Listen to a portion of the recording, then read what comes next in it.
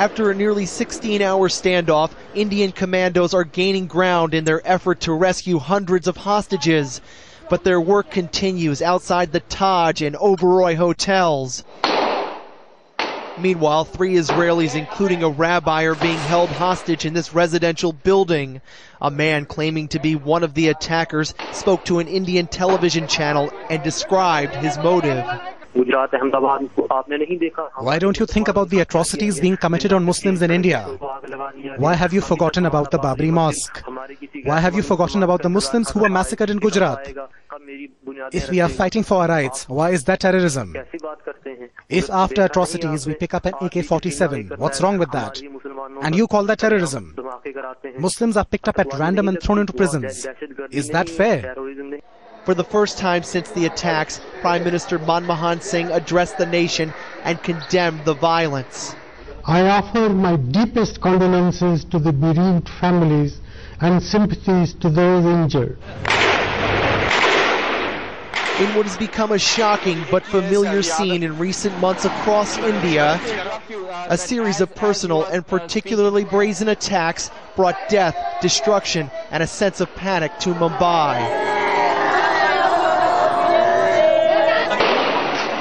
The attackers used grenades and automatic weapons, storming into the city's largest train station, a movie theater, a hospital, and 2 5-star hotels. Another blast inside the Images of fires burning at the Taj and Oberoi hotels could be seen on many of India's private television channels. So I was there with my hands up just thinking. British businessman Alex Chamberlain was in the Oberoi when gunmen stormed into one of the restaurants. The attackers, he says, wanted to kill foreigners. The gunmen came into the restaurant and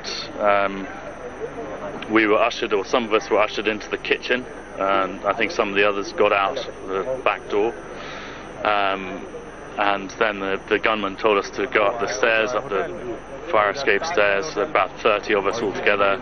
So we were walking up each flight of stairs, and then he stopped us after 2 or 3 flights and told everyone to put their hands up and said, "Where are you from? You know, are there any British or Americans here?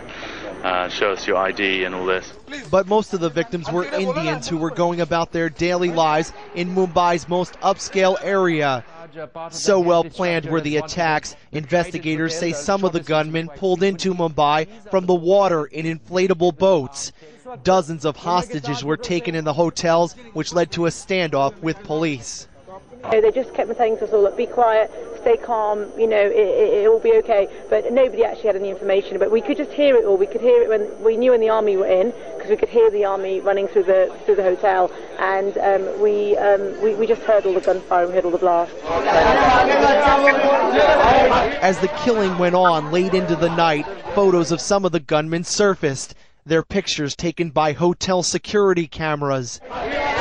Similar to recent attacks in India, an unknown group called the Deccan Mujahideen claimed responsibility in an email to local media.